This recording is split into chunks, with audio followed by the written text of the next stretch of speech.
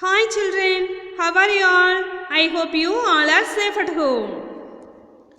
Class 2nd, Lesson 10, The Grasshopper and the Ant. Children, do you know how much weight can ants lift? Ant can able to lift 20 times their own body weight. Let's see which lesson we are going to take up. The title of the lesson is The Grasshopper and the Ant. Let's now read and understand the lesson, The Grasshopper and the Ant. Once there lived a lazy grasshopper. He didn't like to work. All day long he sang song and played in the warm sunshine. சோம்பேறியான வெட்டுக்கிளி வாழ்ந்து வந்தது. அதுக்கு வேலை பார்க்கவே பிடிக்காது. எப்போதுமே சூரிய ஒளியில் உட்காந்துக்கிட்டு பாட்டு பாடிக்கிட்டு வாழ்ந்து வந்தது.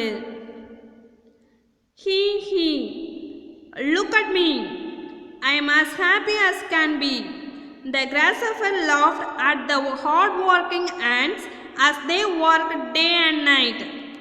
இரவு பகலா கடினமாக உழைத்துக்கிட்டு இருக்கிற எறும்புகளை பார்த்து வெட்டுக்கிளி சிரிச்சுக்கிட்டே நான் எவ்வளோ சந்தோஷமாக இருக்கேன்னு பாருங்க அப்படின்னு சொல்லுது.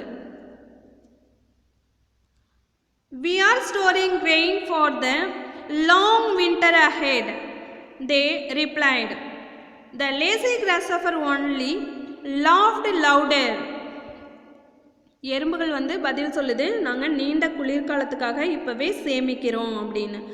உடனே சோம்பேறியான வெட்டுக்கிளி வேகமாக சத்தமாக எறும்புகளை பார்த்து சிரித்தது. The summer ended and the cold winter arrived. The wind blew strong and it started snowing. The grasshopper now began to worry. There is no food to eat, no grass, no flowers or leaves. I can't see even the tiniest fly or worm. What will I do?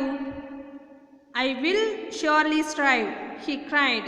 Let me meet my kind neighbor, the ant. கோடைக்காலம் முடிவுக்கு வந்துடுச்சு, குளிர்காலம் தொடங்கிடுச்சு. காற்று நல்ல வேகமாக வீசுது, பனிப்பொழிவும் அதிகமாக இருக்குது. வெட்டுக்கிளிக்கு இப்போ தான் கவலையே அதிகமாகுது. நம்மளுக்கு சாப்பிட்றதுக்கு எதுவுமே இல்லை, பூக்கள் இல்லை, இலைகள் இல்லை, என்னால் பறக்கவும் கஷ்டமாக இருக்குது, நான் என்ன செய்ய போகிறேன்னு எனக்கு தெரியல, நிச்சயமாக நான் பட்னி தான் இருக்க போகிறேன் அப்படின்னு அழுவ ஆரம்பிக்குது. சரி, நம்ம வீட்டுக்கு பக்கத்தில் இருக்கிற எறும்பை போய் கேட்கலாம் அப்படின்னு நினைக்கிது வெட்டுக்கிளி.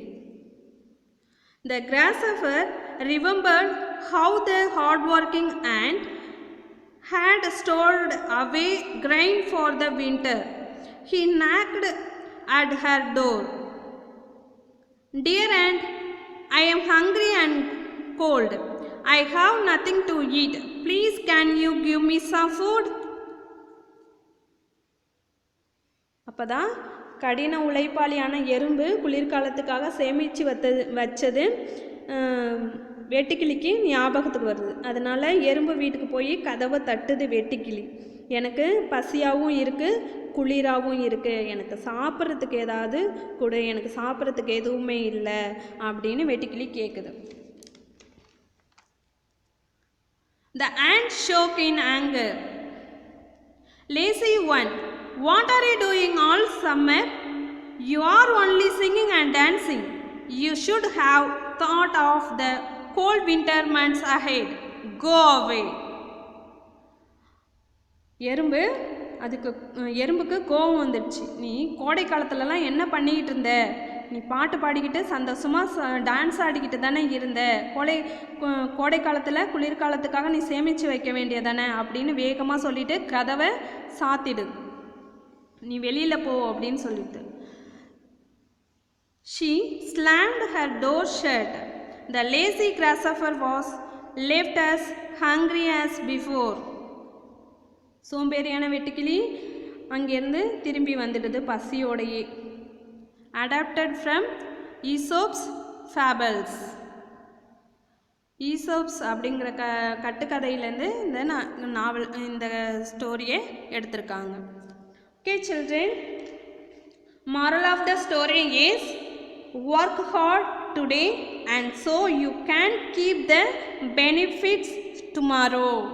நம்ம இன்னைக்கு கடினமாக உழைத்தாதான் நாளைக்கு அது நம்மளுக்கு பலன் கொடுக்கும். எறும்பு கோடை காலத்தில் குளிர்காலத்துக்கு தேவையான உணவுகளை சேமித்து வச்சதுனால தான் குளிர்காலத்தில் அதால் சாப்பிட முடிஞ்சது. ஆனால் வெட்டுக்கிளி கோடை காலத்தில் எப்படி இருந்தது? சேமிக்காமல் ஜாலியாக இருந்தது. அதனால் குளிர்காலத்தில் கஷ்டப்பட்டது. Okay children, thank you. See you next class.